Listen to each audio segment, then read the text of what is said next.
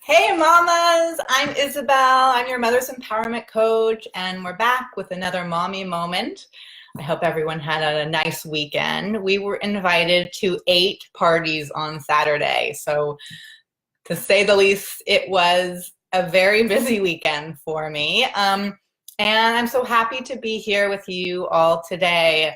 I am going to be answering a question that one of my clients has been struggling with. And so I want to share some of my ideas around it. And I also want to ask you how you deal with this.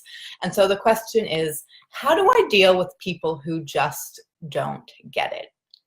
Good morning, Tracy. Hi. So how do we deal with people, whether they're family members, maybe spouses or partners, maybe they're your parents who don't get your parenting style, maybe they're best friends, or even strangers who are judging how you go grocery shopping with your children.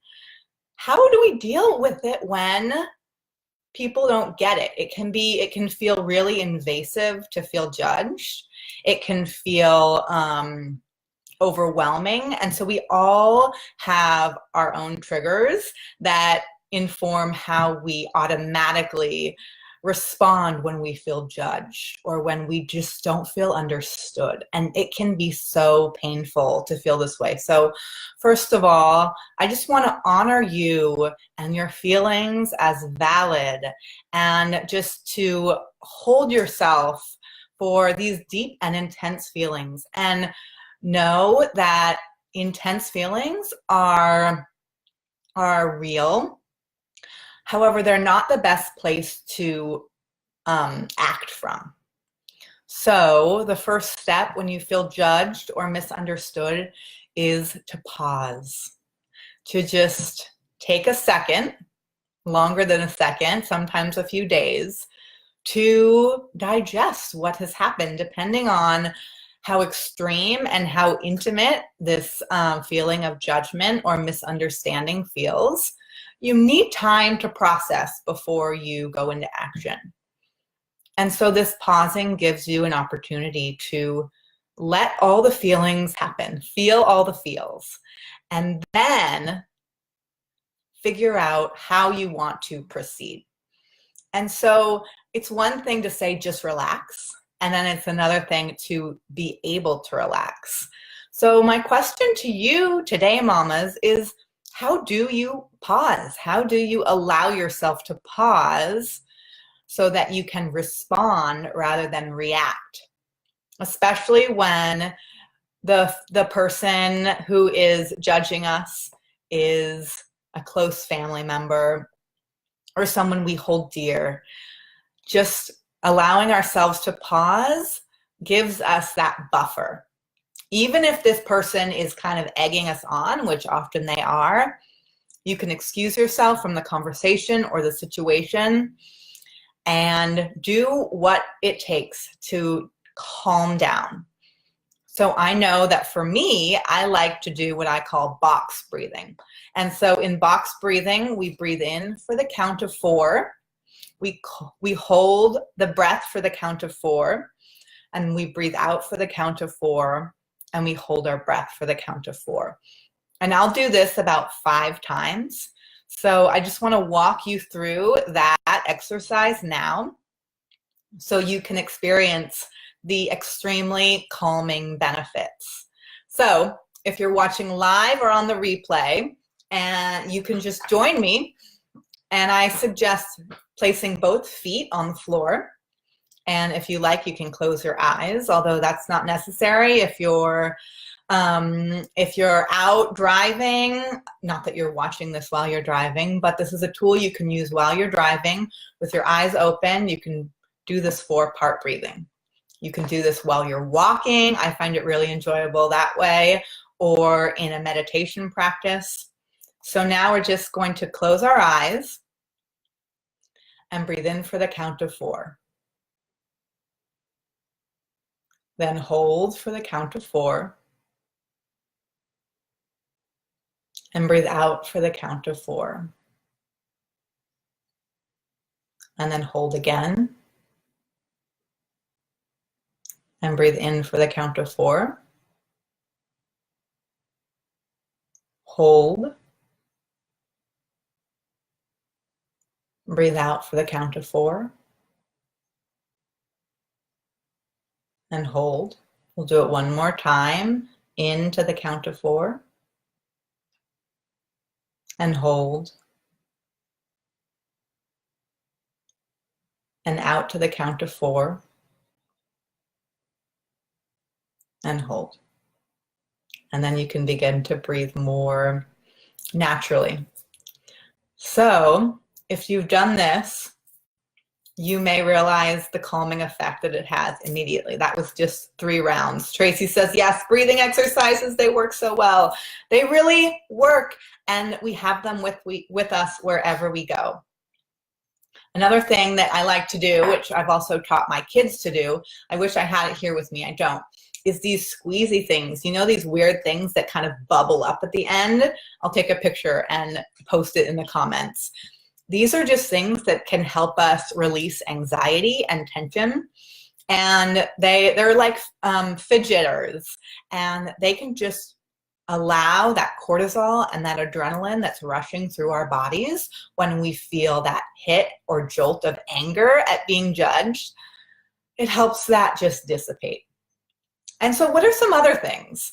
Some other tools that I like to use in my pausing practice are just going for a walk. And like I said, I like to use the box breathing on my walk. Another is yoga, really slow yoga movements. I see that Tiffany is here. Tiffany is my yoga buddy. We practice yoga together every Monday. So welcome, Tiffany. So just moving in a way that feels good. It doesn't even have to look like yoga. It can be shaking. So it can be dancing. My kids and I often have dance parties, and we just will sing along, and we just have a good time. It's just a way to let off some steam. So, and then I want to invite you to be curious. So why am I so triggered? Is this judgment true? Is that why I'm triggered? Have I been spotted? Often we have this this complex, like, I hope no one sees the real me because then I'll be judged. And then they see the real you, and it's really vulnerable feeling. Is that why? Or maybe you scan your own value system and you realize, you know what? This doesn't resonate with me. I am being judged, but I am not what this person perceives me as. And in that case, just let that wash over you. Know who you are and stand in your values. And if the other case has happened and they've spotted some truth in you and that you feel judged accurately, again, let it wash over you. And know how worthy you are of your own self-love and compassion. You are so worthy, and you are so human. And everyone is human too. And so we all have our imperfections. And just because we don't let them be on display for everyone to see doesn't mean that the person judging you does not also have their own imperfections. And this brings me to the fact that judgment is a mirror. So when someone is judging you, what they're really doing is reflecting back at you what they are either rejecting in themselves or denying themselves even though they want it. And so the judgment is not about you. It is never about you. It is about them. And this is also true if you are judging someone else. And you'll notice, and I know all of you have done judging, whether it was this morning or sometime in your past. We've all judged someone else. And so I'd like you to just conjure a time when you have felt judgmental. And you'll notice how true this is. You are either denying a part that this person has in themselves, in yourself. A part of you wants to behave the way they are behaving. Or maybe you have already behaved that way and you're judging yourself and them. So becoming curious is a way to, again, create that buffer, to not move into defending yourself, because that is never, or at least rarely, going to have the benefits that maybe you think that it will have. And then lastly, let's just think about some other ways that you can slow down. So I will include this list in the comments. But the first, like I said, is to pause before you take action. Another is to find the deeper silence and stillness within yourself without responding. So finding stillness may be something that you are resisting with every bone in your body. And being still allows you to really feel what is happening. I like to journal also when in my stillness. Stillness doesn't mean rigidity necessarily. It just means being where you are. So often we want to escape immediately. I know I do when I feel uncomfortable. And so being still is a way to get even closer to yourself. You can also notice the sensations of your body. My skin begins to itch or even crawl, and I just want to get super busy. That's my MO. I'll go on YouTube and just say, distract me, YouTube. And I remind myself when I feel that way, this is where the magic happens. I'm going to get still. I'm going to be with my body. You can also linger longer during a hug. So if someone is judging you and you know this person, you can embrace them and just fill them with your love, and know that at the same time you're filling yourself with your love as well. And you can just linger in this hug. Notice the shine on this person's hair. Notice the twinkle in their eye, or notice what you love about this person. And again, this is if this is an intimate relationship. This can be really helpful to really acknowledge that this person is not only judgmental, this person loves you too.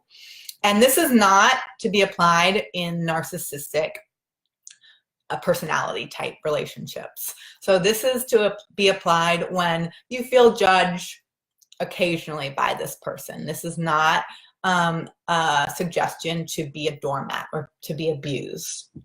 And then I also invite you to breathe deeply when you decide to confront this person, if you do. When you decide to have a conversation about this person, breathe, take a nice breath before you enter the conversation, and then just remind yourself to take deep belly breaths as you speak to them.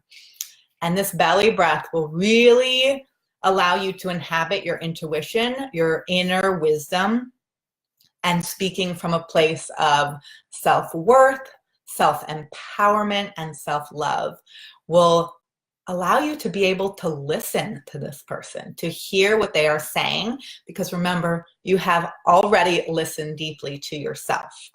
So we can't listen deeply to another unless we've given ourselves that which we so desire. And my last reminder to you is to know without a shadow of a doubt that every time a person is judging you, it's a call for love. They also want to be loved. And this is the same for you if you are judging someone else. It is a call for love. And so you can give yourself that love. You can hug yourself. You can look at the sheen on your own hair, the twinkle in your own eye. So mamas, I hope this was helpful for you today. If it was, please share it with another mama who you think might benefit from knowing what to do when we feel judged or misunderstood. I'll see you on another mommy moment. Take care, mamas.